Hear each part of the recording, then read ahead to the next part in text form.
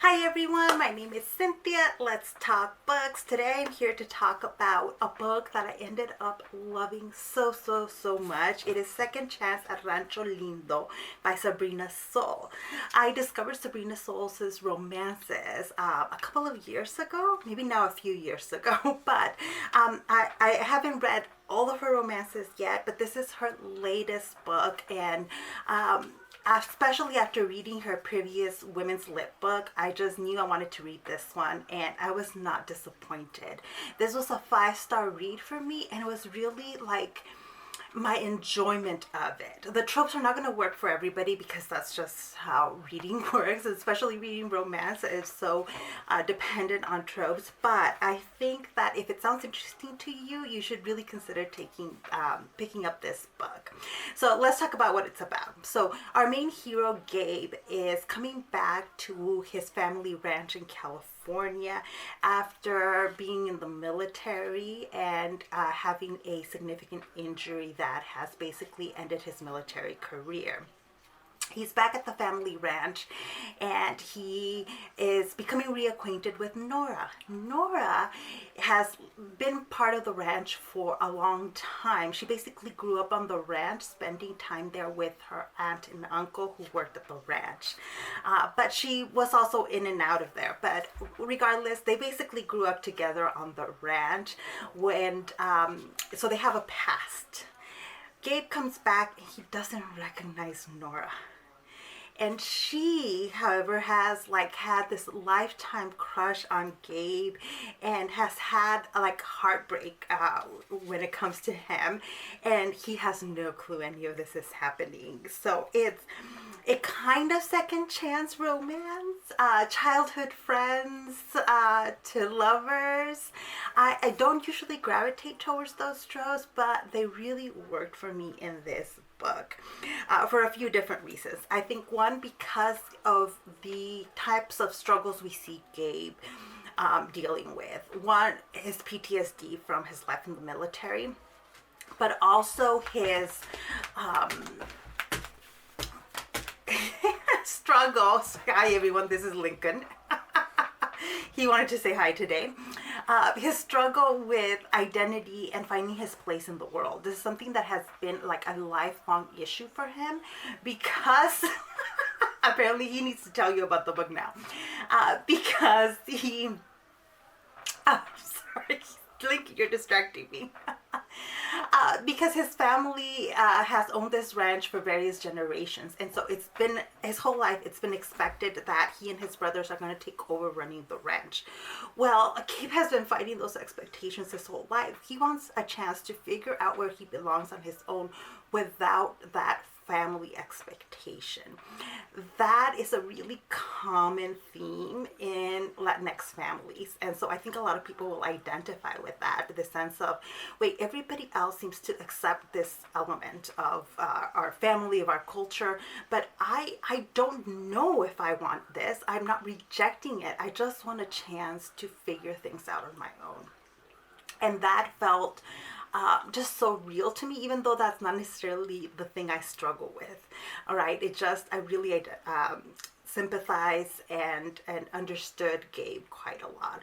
On the other hand, Nora is somebody who has she found her place. She loves this ranch. She has had the opportunity to come back to it to help make it work, and she understands her path in life. Through her, though, we get to see a lot of horticulture stuff. She's a horticulturalist, and that is her contribution to the ranch. She's helping make money by growing produce on the ranch. And in her garden is where Gabe is starting to find peace and kind of a way to manage his PTSD. So I really loved all those aspects of it. Content warnings then for PTSD, for discussions of mental health, and those are an important part of the story, and I really enjoyed the way that Sabrina Soul tackled those.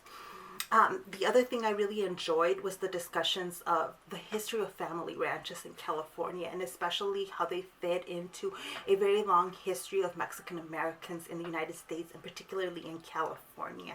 Like, those discussions are really awesome. I've been teaching some of that history in my U.S. history classes this semester, and so it just hit me, and like my particular enjoyment of the book was enhanced by all of these elements, which were just fantastic. I think some people might not like in it that because Gabe does not recognize Nora at first, there's a little bit of that miscommunication there.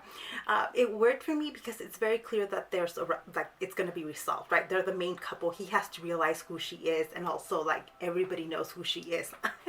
his brothers, his family, like it's a quick resolve to that. Usually I don't like that kind of miscommunication element too much, but this kind of miscommunication works for me.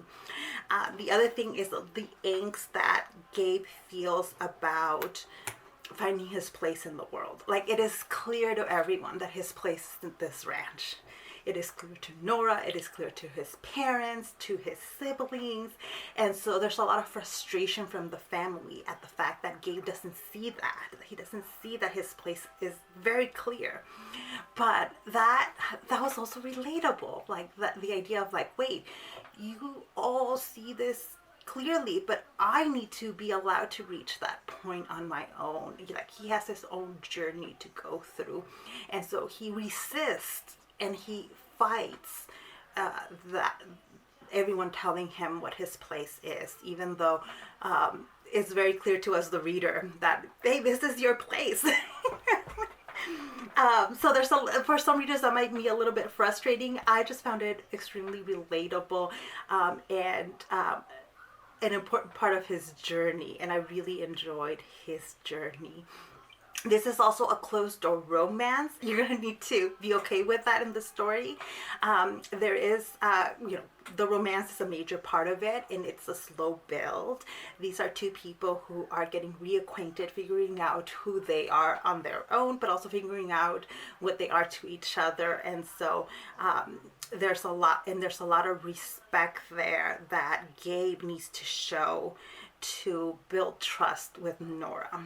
And I really like that. Like, it's not an easy journey, even though she's been in love with him her whole life. Like, he needs to work at this, and I liked seeing that happen. And then, closed door, so we don't have any sex scenes in this. So if you like Latinx romances, if you like a little bit of the history, if the tropes are right for you, I really encourage you to pick up this book. I think it is really fantastic, and I can't wait to see what Sabrina Soul writes next. This was a copy that I received for free via NetGalley, so I want to make sure and mention that here. But if you've picked up the book, if you're planning on picking it up, let me know down below. Thank you so much for watching this video, and I'll see you in the next one. Bye.